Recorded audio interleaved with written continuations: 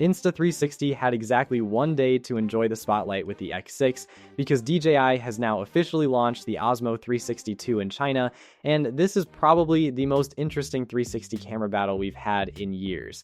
Yesterday, Insta360 gave us the X6 with its larger imaging system, 8K 50 recording, 10-bit workflow, Dolby Vision, improved low-light processing, and that massive push toward AI and zero editing. And today, DJI has answered with 8K 60, replaceable lenses, 14.5 stops of claimed dynamic range, AI Super Night 2.0, 4K 240, and perhaps most importantly, a price that significantly undercuts the X6. So if you were about to buy an X6 yesterday, you might want to hear what DJI has just announced before making that decision. Let's start with the biggest number because DJI has finally moved native 360 recording up to 8K at 60 frames per second. The original Osmo 360 already reached 8K 50 after its firmware updates, so going from 50 to 60 frames per second by itself isn't revolutionary. But it does put DJI ahead of the new Insta360 X6, which tops out at 8K 50. More importantly, 8K 60 gives you full resolution 360 footage with enough temporal resolution for smoother action and more flexibility when slowing clips down. DJI is taking slow motion much further as well. The Osmo 360 II can record panoramic 4K at up to 240 frames per second, and DJI Studio can use AI frame interpolation with 8K 60 footage to generate much slower sequences in post. DJI is advertising an equivalent cropped result of up to 8K 480 through that interpolation process. Obviously, that's not the same thing as the camera natively recording 8K 480, and I think that distinction is important, but it gives creators another option when they want dramatic slow-motion 360 footage. The imaging system itself is also interesting. DJI is once again using its square sensor architecture, with each sensor providing an effective imaging area equivalent to a 1-inch sensor when capturing 360 content. Pixel size is 2.4 microns, the aperture is f/1.9, and DJI is claiming up to 14.5 stops of dynamic range under its specified conditions. In D-Log-M, DJI specifies the maximum dynamic range at 13.5 stops, and yes, everything is 10-bit. D-Log-M is available for creators who want more room in post, although it isn't supported in every mode, so don't assume you're getting D-Log-M everywhere just because the camera supports it. Photos remain at 120 megapixels in panoramic mode, so there isn't a resolution increase there, but we finally have confirmation of RAW support. HDR panoramic photography is supported as well, which answers one of the questions that remained before launch. For people who actually use these cameras for virtual tours, landscapes, or high-resolution 360 stills rather than just video, RAW support is a meaningful addition. But I think one of the biggest improvements has nothing to do with resolution. The lenses are now replaceable. This was one of the biggest weaknesses of the original Osmo 360 compared with Insta360's newer cameras. A 360 camera has two huge fisheye lenses sitting on opposite sides of the body, and those lenses are basically begging to get scratched. You can be extremely careful and still eventually hit a branch, wall, rock, or something else while using an invisible selfie stick. DJI says the new lenses use an upgraded ion sputtering coating for better scratch resistance, and the company claims they survived 2,000 steel wool rubs in its laboratory testing without affecting image quality. More importantly, if you do damage one, the lens itself now uses a replaceable design. That alone makes the Osmo 360 II much easier to recommend as an action camera. Improved scratch resistance is great, but knowing that a damaged lens doesn't necessarily mean the end of an expensive camera is far more important. Low light is another area where this fight is getting very interesting. Insta360 is pushing pure video heavily on the X6, and from what we've seen over previous generations, Insta360 has become very good at computational low light processing. DJI's response is AI Super Night 2.0, which now works at up to 8K 60. On paper, that's impressive, but this is one area where I would absolutely wait for direct testing before declaring a winner. Low light specifications don't tell us whether noise reduction becomes too aggressive, whether fine detail survives, how moving subjects look, or whether one camera maintains more natural colors. X6 versus Osmo 360 II at night is probably going to be one of the most important real-world comparisons between these two cameras. DJI has also added something called Spotlight Follow. The camera can automatically track a selected subject inside the 360 footage and then let you export a subject-tracked flat video at up to 4K through DJI Mimo or DJI Studio. And this is where yesterday's X6 story becomes relevant. Insta360 is pushing incredibly hard toward AI editing. We talked about zero editing, Panamind, AI Director, Auto Edit 2.0, and eventually using natural language prompts to search through footage and create edits. Insta360 isn't simply selling the X6 as a camera anymore, it's trying to sell the entire workflow after you finish recording. DJI's approach feels much simpler. Spotlight Follow isn't trying to completely edit your vacation for you, it's essentially saying choose the subject and we'll keep that person framed while turning your 360 recording into a normal 4K video. For some people, Insta360's approach will be much more powerful. For others, DJI's simpler workflow may actually be exactly what they need. This is going to be one of those situations where the software ecosystem matters almost as much as the camera itself. There's also Vortex mode, which works with DJI's separately sold Osmo Vortex rotating handle and can capture up to 8K 120.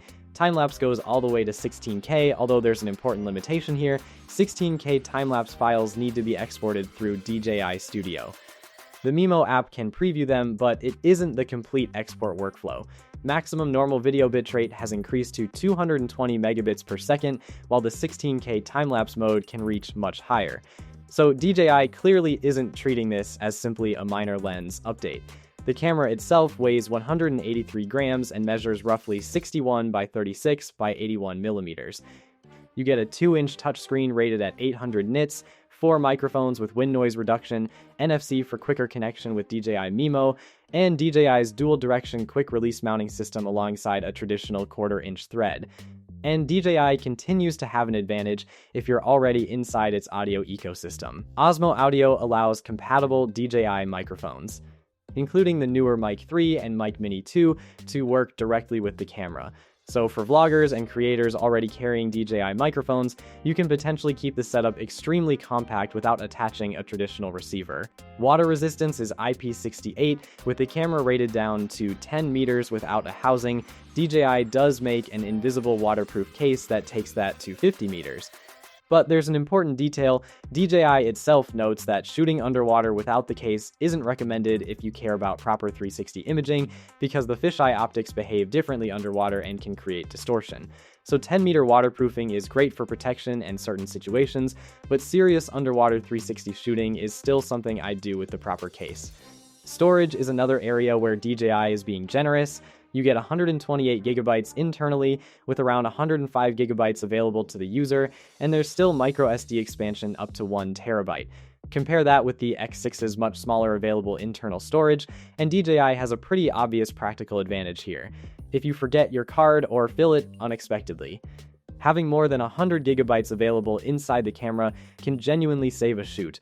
Battery capacity has increased to 2,150 milliamp hours, and DJI rates the camera for around 100 minutes of continuous 8K 30 recording under its test conditions.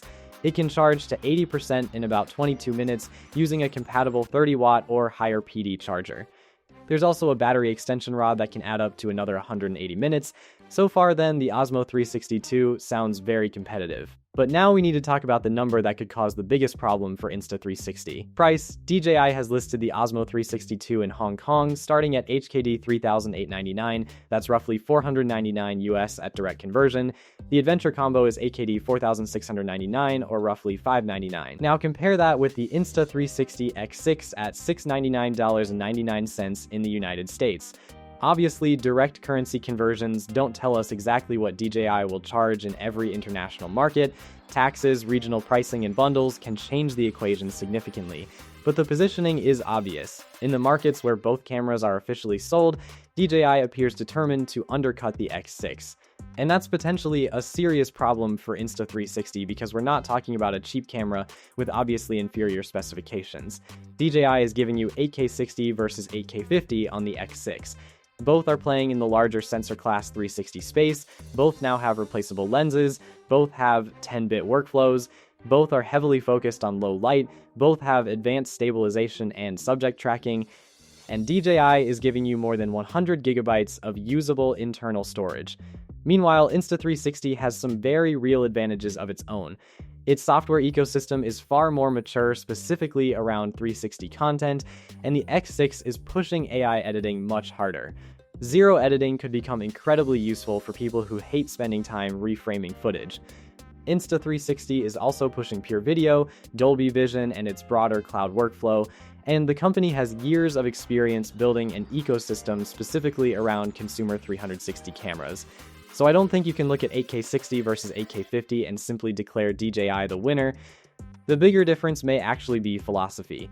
DJI seems to be saying, here's extremely powerful 360 hardware at an aggressive price.